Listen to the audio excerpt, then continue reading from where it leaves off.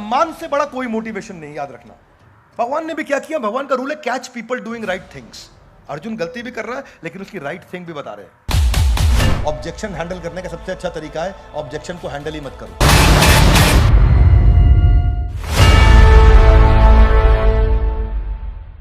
ग्रंथराज श्रीमद् भगवद गीता की स्वागत है आपका।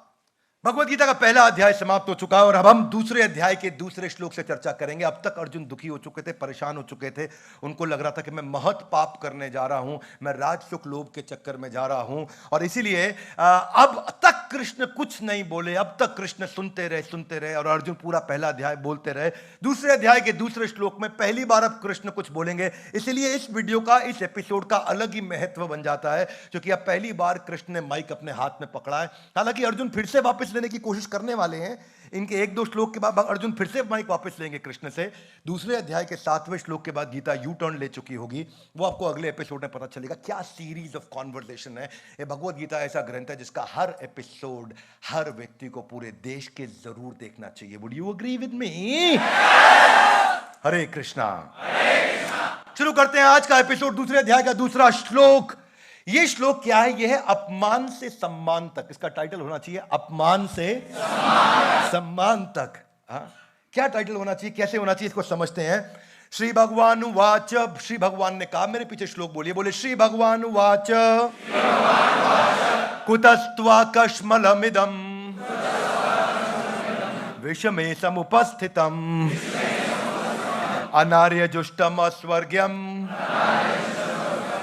अकीर्ति कर्म अर्जुना। श्री भगवान ने कहा, हे अर्जुन, तुम्हारे मन में ये कलमश कहां से आ गया? कैसे आ गया ये कलमश? यानी कि भगवान के मन में क्या चल रहा था? भगवान के मन में इतनी देर चल रहा था कि अर्जुन बकवास कर रहा है ना, लेकिन वो सुन रहे थे ध्यान से। That's leadership. इमेजिन, पहली लाइन ही बोली भगवान ने, तुम्हारे मन में ये कलमश कहां से आ गया? इसका मतलब अंदर से भरे पड़े थे। लेकिन जब आदमी अंदर से भरा होता है तो वो क्या बोलता है? बोल ले तू, पहले बोल ले, बोल तू, बोल, मैं बोलूंगा तब बताऊं, एक एक बात का जवाब। लेकिन भगवान ऐसा कुछ नहीं किया, भगवान मुस्कुरा रहे थे खाली, है नहीं? भगवान ये भी कहते हैं, बिना बात के मेरे को ड्राइवर बना के रखा हुआ है यहाँ पे, है कमाल है। मतलब मिनिमम वेजेस की तनख्वाह भी नहीं दे रहे मेरे को, उसके बाद रात को घोड़े भी धुलाता हूं मैं। और तब इतना शोर होता था, मालूम नियम क्या बनाया आपस में अर्जुन कृष्ण ने कि रथ चल रहा हो, युद्ध चल रहा हो, इतना शंख नगाड़े, इतने तीर, इतने। उस समय में अगर तुम्हें अर्जुन राइट में जाना हो तो मेरे दाएं कंधे पे लात मार देना क्योंकि आवाज नहीं सुनाई पड़ेगी। बायां जाना हो तो मुझे बाएं कंधे पे लात मार देना। अगर रुकना हो तो पीठ के बीच में लात मारना, और अगर तेज चलाना हो, आगे बढ़ना हो तो 2 बार पीठ पे लात मार देना बीच में, और अगर बहुत तेज चलाना हो तो 3 बार पीठ पे लात मार देना। बहुत ज्यादा तेज चलाऊंगा रथ। ये सोचो, ये भगवान की विनम्रता है। एक लीडर अपने जूनियर से लाते खा करके उसकी सेवा करता हो, वो है श्री कृष्ण। इमेजिन करिए, कौन सा लीडर बोलता है कि मुझे लाते मारो? ये है कृष्ण। कृष्ण के कैरेक्टर से आपको क्या क्या सीखने को मिलता है। इसीलिए मैं चाहता हूं कि देश का हर बच्चा भगवद गीता को पढ़े, अपने जीवन में उतारे, क्योंकि ये प्रोग्राम है Gita in loud guys, come on, Gita in action. Gita को एक्शन में कैसे उतारें, जीवन में कैसे उतारें, that's the main part. Krishna कहते हैं, अर्जुन, तुम्हारे मन में ये कलमश कहां से आ गया? ये उस मनुष्य के लिए तनिक भी अनुकूल नहीं है जो जीवन के मूल्यों को जानता हो।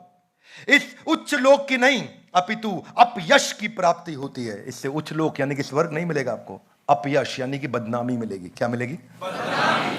ध्यान से देखो भगवान करना क्या चाह रहे हैं। भगवान बता रहे हैं, ये करने से अनार्यम, अस्वर्गम, अकीर्ति, तुम्हारे अंदर वैल्यूज खत्म, स्वर्ग नहीं मिलेगा, इज्जत भी चली जाएगी तुम्हारी। लोग क्या कहेंगे? ये कैसा क्षत्रिय, डर के भाग गया, कायर कहीं का। Are you with me? Yes, sir. क्या बोलते हैं आगे?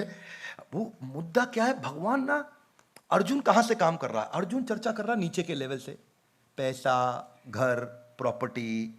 भगवान बात कर रहे हैं ऊपर के लेवल से, मान, सम्मान, इज्जत। क्या मेरी बात समझ आ रही है? yes, भगवान ने पैराडाइम चेंज कर दिया, बैटल ग्राउंड चेंज कर दिया, मानसिकता बदल दी, स्टेज ही एलिवेट कर दिया पूरा। भगवान ने कहा, ये सम्मान बहुत बड़ी चीज है अर्जुन, ऐसा ना हो। देखो, सम्मान ऐसी चीज है जिसका अपमान का डर आदमी को जिंदगी भर रहता है। अपमान एक ऐसी चीज का डर जिंदगी भर रहता है। बच्चों की परवरिश में भी आपको डर लगता है बच्चे बिगड़ ना जाएं, लेकिन कब तक लगता है? जब तक बच्चे बड़े हो जाते हैं, उसके बाद डर लगना बंद हो जाता है। नौकरी खो जाने का डर भी आपको रहता है कि नौकरी चली ना जाए, लेकिन वो भी तभी तक रहता है जब तक आप रिटायर ना हो जाएं। रिटायर होने के बाद आपको नौकरी खोने का डर भी नहीं लगता है। ये पत्नी मेरे लिए ठीक होगी कि नहीं होगी, उसका डर भी आपको शादी होने तक ही लगता है। शादी होने के बाद वो डर भी खत्म हो जाता है, अब ठीक है कि नहीं है, जो भी है यही है। हर एक डर की एक आयु होती है, हर डर की एक आयु होती है, उसी तभी तक डर लगेगा, उसके बाद वो डर नहीं लगेगा। लेकिन अपमान, बेइज्जती, ये ऐसा डर है जिसकी कोई आयु नहीं है। ऐसा नहीं कि आपके बच्चे बड़े हो गए, आप रिटायर हो गए, धन पैसा कमा लिया और उसके बाद सब सारे डर खत्म, सब कुछ कंप्लीट कर लिया, अब आप बोलो अब मेरी इज्जत चली जाए, मुझे कोई डर नहीं है। क्या बोलते हो आप ऐसा?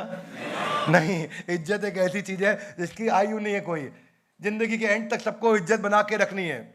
आज इज्जत खोने के डर से आदमी बहुत सारी चीजें सीक्रेटली करता है। एक्स्ट्रा मैरिटल अफेयर किसी को पता ना लग जाए,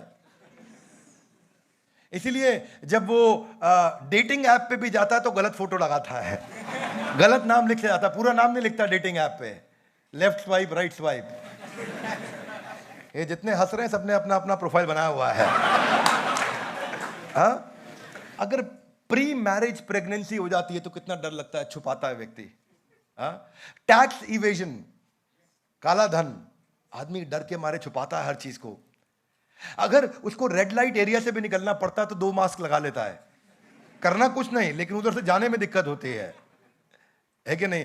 तो ये डर हमेशा रहता है। चाणक्य पंडित के अनुसार बदनामी का डर सबसे बड़ा भय होता है और यह इंसान को पूरी तरह तहस नहस कर देता है। और इनफैक्ट आप हैरान हो जाएंगे, केवल 2019 एक साल में ही खाप पंचायत और ऑनर किलिंग के 145 मर्डर्स, रिपोर्टेड मर्डर्स हमारे देश में हुए थे।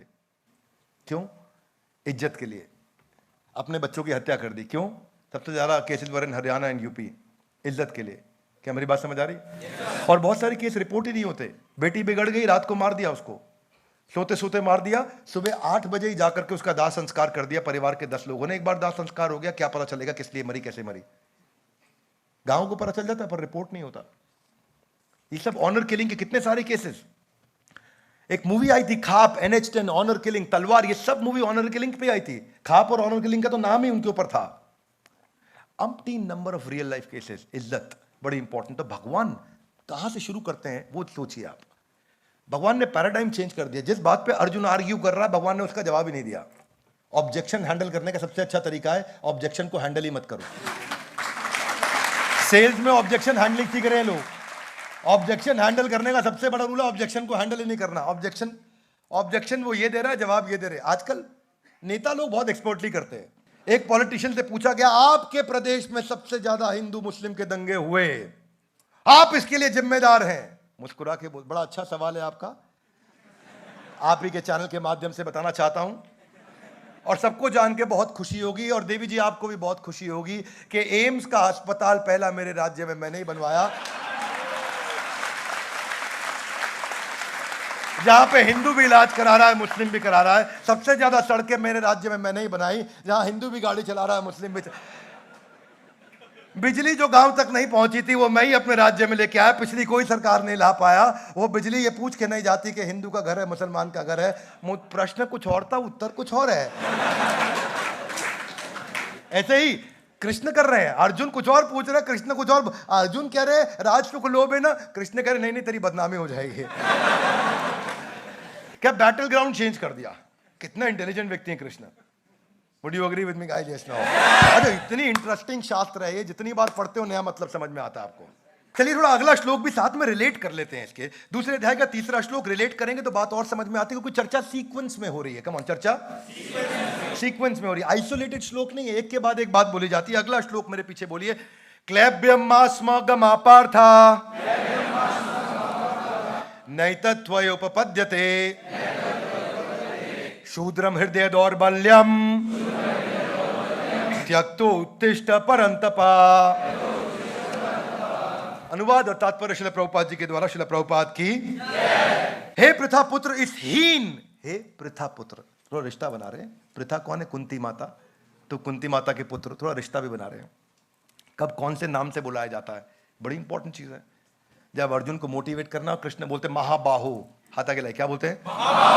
महाबाहु, जिसकी महान बलशाली भुजाएं हैं, जिसका 21 इंच का डोला है। अर्जुन तुम बड़े सॉलिड आदमी, मोटिवेट करना तो उस नाम से बुलाएं। हम आम जनता में भी होता है, आप अलग अलग नाम से लोगों को बुलाते हो उस समय जिस समय जो इमोशन है वो।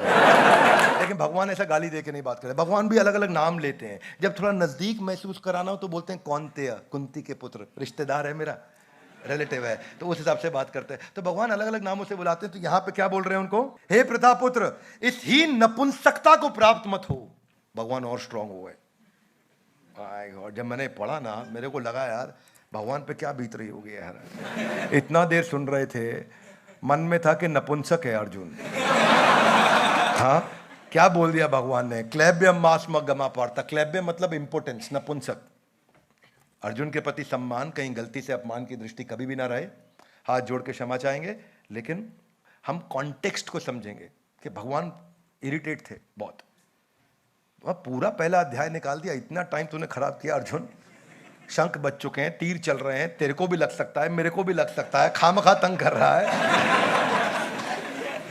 और भगवान ने ऐसी कोई बात नहीं करी, तब भी सुनते रहे। और फिर क्या बोले? क्लैब्यम मास्मा गमा पार्था, नपुंसक, ऐसा गुस्से में बोले। यानी कि भगवान अपमान से सम्मान तक लेके जा रहे हैं। सुनना बात को ध्यान से, कॉन्टेक्स्ट को समझो कि शब्द का प्रयोग कब किया जाता है। ये इंटेलिजेंट लोग हैं दुनिया के, ये 14 भौतिक लोकों में, ये सारे ब्रह्मांड में सबसे बुद्धिमान लोग हैं।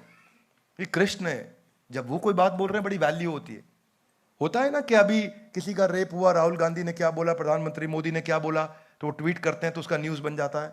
ऐसे ही भगवान भी ट्वीट कर रहे हैं। तो भगवान सबका न्यूज आज तक बना हुआ है। किसी प्रधानमंत्री का न्यूज 5200 साल तक नहीं बन सकता इस पूरी पृथ्वी पे।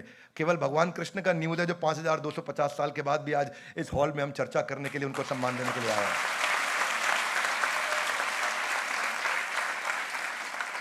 कॉन्स्टिट्यूशन ऑफ इंडिया में बहुत अमेंडमेंट हो चुके हैं। भगवत गीता ही एक ऐसा शास्त्र है, ऐसा कॉन्स्टिट्यूशन है जिसमें कोई अमेंडमेंट नहीं हुआ आज तक। क्लैब्यम मास्म गमा पार्था। और आगे सुनो क्या कह रहे हैं। अच्छा, एक जगह जो है ना, परंतपा नाम यूज कर रहे हैं। परंतपा कौन होता है भाई? जो शत्रुओं को तपा तपा के मारता हो। कौन होता है? जो शत्रुओं को तपा तपा के मारता हो। तो भगवान इतना जीनियस है कि मैं क्या बोलूं। बात वो तो है ही जीनियस, पर बस मेरे मन में जो निकल रहा है बोल रहा हूं मैं, रुका नहीं जा रहा है। कि वो इतने जीनियस है कि क्या कब नाम इस्तेमाल करना है। अर्जुन का बोल रहे हैं, हो तो तुम परंतपा, शत्रुओं को तुम तड़पा तड़पा के मार सकते हो, पर काम क्या कर रहे हो? शूद्रम हृदय दौर्बल्यम, इतना दुर्बल हृदय तुम्हारा। ऐसा गुस्से में आ गए भगवान, है ना।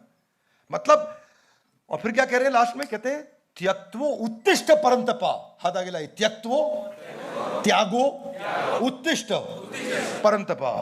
खड़े हो जाओ अर्जुन। कभी कभी हम लोग लाइफ में डिप्रेस हो जाते हैं ना, तो सोचो ये भगवान अर्जुन को नहीं बोल रहे, मुझे बोल रहे हैं। जिस दिन ये भगवत गीता आपने ऐसे पढ़ी ना कि भगवान को अर्जुन को बोलने की जरूरत नहीं थी। अर्जुन बुद्धिमान थे। ये तो केवल उन्होंने एक स्टेज पे ड्रामा किया है। अर्जुन के माध्यम से उन्होंने भगवत गीता तो केवल मुझे सुनानी थी। भाई तुम हो तो परंतपा, पर काम कैसा कर रहे हो? भगवान अर्जुन को उसकी बेइज्जती का और इज्जत का, दोनों का एहसास दिला रहे हैं। नपुंसक मत बनो और शूद्र हृदय की दुर्बलता की तरह काम मत करो। क्षत्रियों का डर से कोई वास्ता नहीं होता, क्योंकि वो वहां कदम रखते हैं जहां कोई रास्ता नहीं होता। भगवान मोटिवेट करने के लिए दोनों प्रोसेस अपना रहे हैं। डांट भी रहे हैं और तारीफ भी कर रहे हैं। क्या बैलेंस है, अमेजिंग अमेजिंग बैलेंस है। एंड जो किया भगवान ने वो तारीफ से किया, परंतपा। लाइन जहां खत्म हुई वो परंतपा पे हुई। क्या पहले थोड़ा डांट लो, पहले थोड़ा अच्छा नाम बोलो उनका, फिर थोड़ा डांट लगा दो, फिर थोड़ी तारीफ कर दो। ये बड़ा स्टाइल है। कम्युनिकेशन सीखना पड़ेगा आपको भगवान से। किसी को कुछ कहना हो तो सैंडविच अप्रोच। सैंडविच अप्रोच क्या है? हाथ आगे लाइए। 40 20 40। पहले 40% उसकी तारीफ करो, फिर 20% बता दो उसको हृदय दौर्बल्यम तुम्हारा हृदय दुर्बल हो रखा है इस समय, और फिर 40% लास्ट में हो तो तुम परंतप। हाँ, भगवान क्या इंटेलिजेंट व्यक्ति है, कैसे बात करते हैं इंटेलिजेंटली। इमेजिन करिए, भगवत गीता से बढ़िया ग्रंथ नहीं कोई। अगर जीवन भर एक ही किताब पढ़नी हो तो वो एक ही किताब है, ग्रंथराज श्रीमद् भगवत गीता। तो देखिए आगे क्या कहते हैं, देखिए कैसे प्लेटफॉर्म को चेंज किया। अगर हाथ नहीं चलाइए, बोलिए अन्नमय, प्राणमय, मनोमय, विज्ञानमय, आनंदमय। ये मैस्लोस की हायरार्की जो थी ना, वो तो अभी रिसेंटली आई है। ये भगवान ने शास्त्रों में मैस्लोस की हायरार्की आज से 5000 साल पहले दे दी थी। इसलिए बोलता हूं जितना मैनेजमेंट प्रिंसिपल है दुनिया का, वो सब गीता से ही निकला हुआ कहीं ना कहीं। और ये अन्नमय एकदम नीचे का लेवल, प्राणमय, अन्नमय, ये क्या होता है? ये होता है फूड, शेल्टर, क्लोथिंग, उसको प्रोटेक्ट करना। वो जो अर्जुन बात कर रहे थे, राज सुख लोभ है ना, ये है अन्नमय, प्राणमय। ये क्या है? Physiological needs.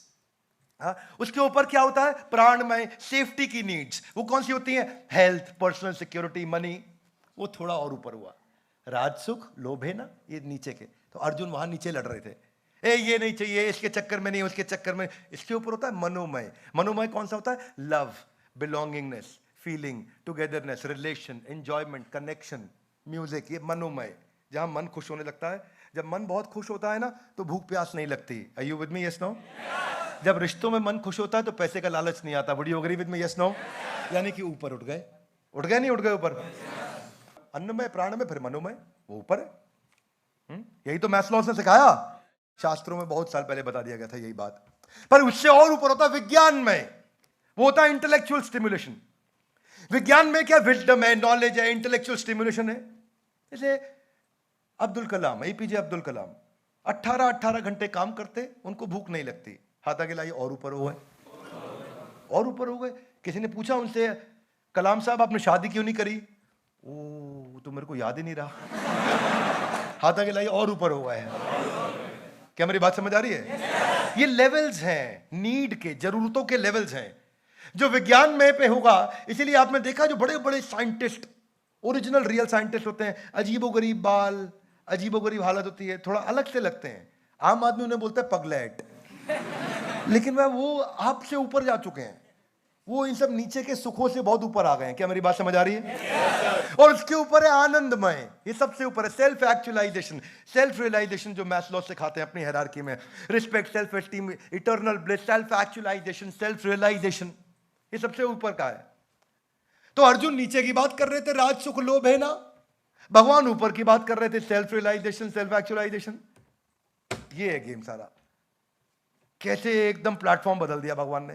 क्या मेरी बात समझ आ रही है? इतना इंटरेस्टिंग है कि मैं चाहता हूं कि हर इंसान ये वचन ले, भगवत गीता का ये वीडियो दुनिया का कोई देखे ना देखे, हर एपिसोड पूरा देखना चाहिए। Would you agree with me? Yes no? कैसे भगवान ने चेंज किया पूरा मानसिकता। कहने को तो बोल रहे परम तपा, बड़ा स्टाइल से बात करते हैं। तो सम्मान से बड़ा कोई मोटिवेशन नहीं, याद रखना। भगवान ने भी क्या किया? भगवान का रूल है catch people doing right things.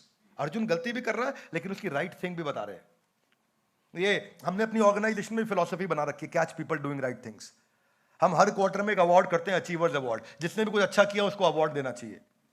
साल के एंड में करते हैं चेयरमैन अवार्ड, जिसने कुछ अच्छा किया उसको अवार्ड। क्योंकि जब आप लोगों को सही काम करते हुए पकड़ लोगे, अरे क्या बढ़िया काम, मानसिकता क्या होती है? गलत काम करते हुए पकड़ लो। Are you with me? मानसिकता चेंज करो, सही काम करते हुए पकड़ लो। अब वो फीलिंग क्या होता है? ए पकड़ा गया, है ना। और दूसरा फीलिंग क्या होना चाहिए? अरे कमाल कर दिया। जिस दिन ये मानसिकता होगी, माइंड चेंज हो गया, शिफ्ट हो गया। अब आपने उसको पकड़ा, अरे आप जबरदस्त काम किया, उसको लगा तारीफ मिली, तो अगली बार वो अपने आप फिर से वही काम करेगा। Are you with me? Yes no? तो वही है ना मुद्दा, जिस व्यवहार को दोगे पुरस्कार, उसी व्यवहार को दोहराएगा बार बार। तो भगवान भी यही कर रहे हैं। भगवान उसको परंतपा बोल रहे हैं, अर्जुन को भी लग रहा बात सही है, मैं हूं तो परंतपा। तो भगवान ने उस व्यवहार पे दिया पुरस्कार, अर्जुन अब उसी को थोड़ी देर में दोहराएगा बार बार। ऐसा तड़पा तड़पा के मारूंगा। तो भगवान बड़ा इंटेलिजेंटली बात करते हैं। इसलिए मैंने तो सब मैनेजमेंट प्रिंसिपल यहीं से सीखे। एक कॉलेज में एमबीए किया था, वो किसी काम की नहीं थी मेरी। किसी को मालूम हो कॉलेज का नाम तो बोल मत देना। तो मेरी एमबीए गुरुकुल में हुई थी, वो रियल एमबीए थी। हाँ, वो एमबीए का नाम है मोस्ट ब्यूटीफुल एसोसिएशन एमबीए। हाँ,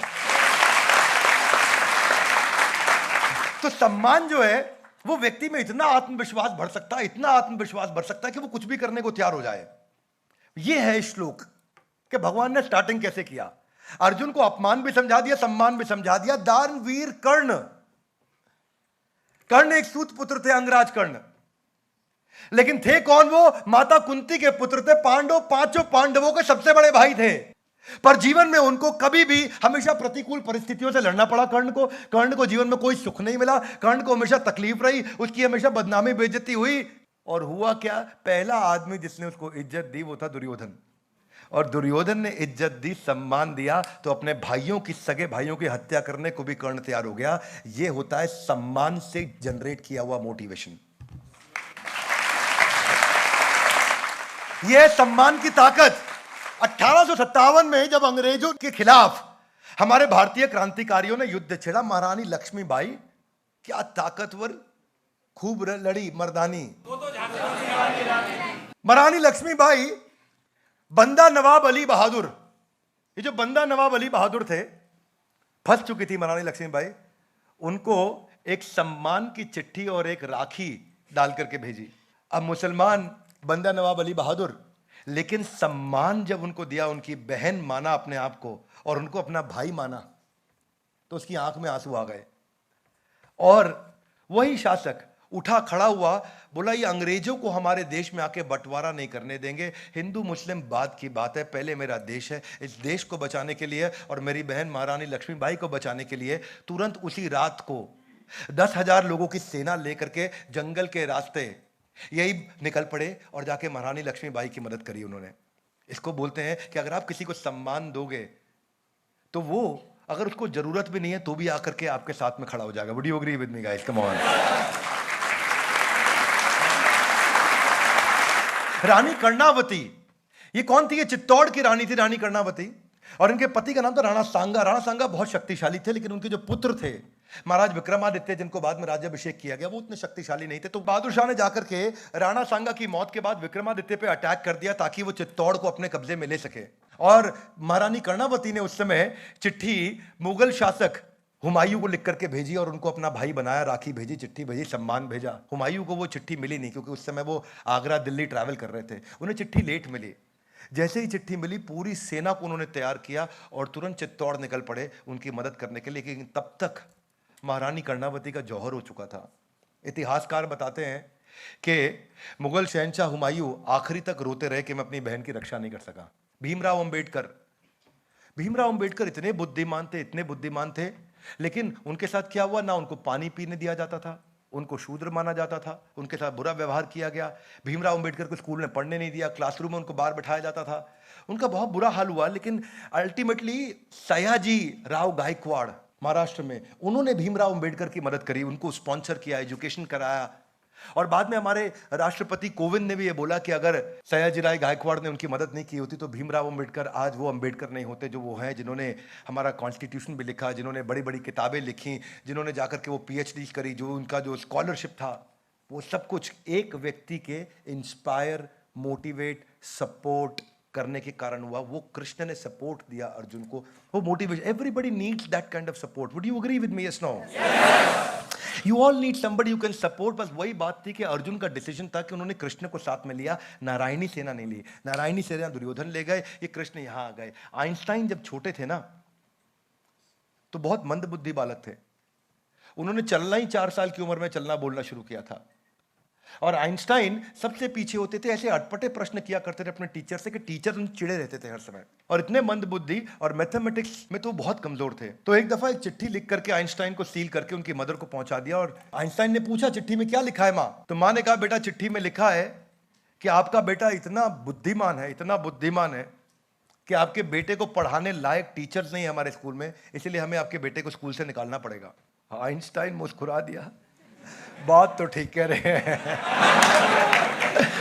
आइंस्टाइन ने बोला, बात ठीक, इनको पता नहीं बड़ी लेट समझ आई, मेरे को पढ़ाने लायक टीचर नहीं है वहाँ। माँ बोली, क्या चिंता करता है बेटा, मैं घर में बर्तन मांजने जाती हूँ दूसरों के, सफाई करती हूँ, आने के बाद में मैं तुझे पढ़ाऊंगी, मैं पढ़ाऊंगी, तू बहुत बुद्धिमान है। माँ ने जिंदगी भर आइंस्टाइन को इतना इनकरेज किया, उसका इतना मोटिवेशन आ गया, वही जैसे कृष्ण ने अर्जुन को किया परंतपा, ऐसे ही माँ ने भी उनको अब बिलीफ बदल दिया पूरा कि नहीं तुम इतने इंटेलिजेंट हो, ये स्कूल तुम्हारे लायक नहीं है। होम स्कूलिंग कराया आइंस्टाइन को, और आइंस्टाइन को होम स्कूलिंग ऐसे कराया कि वो मैथमेटिक्स और फिजिक्स को उन्होंने अपना मेजर बनाया, और सारे अध्यापक हैरान हो गए कि इस लेवल का इंटेलिजेंस इस बच्चे ने कैसे बिल्ड किया। और उसके बाद जो आइंस्टाइन ने किया वो सब हम जानते हैं। आइंस्टाइन की बहुत अचीवमेंट हो चुकी थी, बहुत आगे निकल चुके थे। जब वो अपना मकान शिफ्ट कर रहे थे तो उन्होंने ट्रंक खोला, और ट्रंक में वो चिट्ठी निकल के आई, और जब उन्होंने चिट्ठी खोली तो अब वो चिट्ठी पढ़ सकते थे। माँ का देहांत हो चुका था, और तब उन्होंने पहली बार चिट्ठी पढ़ी, और चिट्ठी में लिखा था कि आपका बच्चा एक मंदबुद्धि बालक है, और वो इतना मंदबुद्धि है कि उसके कारण बाकी बच्चे आगे नहीं पढ़ पा रहे, इसलिए आपके बच्चे को हमें स्कूल से टर्मिनेट करना पड़ेगा। और माँ ने उसके विपरीत क्या बोला, परंतप। माँ ने उत्साह बढ़ाया, और वो वही माँ के कारण आज आइंस्टाइन के बारे में आज हम चर्चा कर पा रहे हैं। सो इमेजिन करिए कि